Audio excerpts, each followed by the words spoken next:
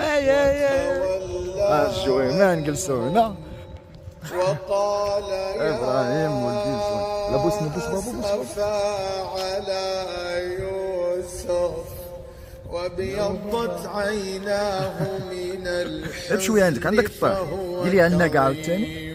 قال إنما لا ما أشكو تمشيش حتى تما، بثي ما تمشيش حتى تما، يلاه ديري عندك وما طيش. وحزني إلى بشويه الله وأعلم من هكا دور من تما. الله ما لا تعلمون.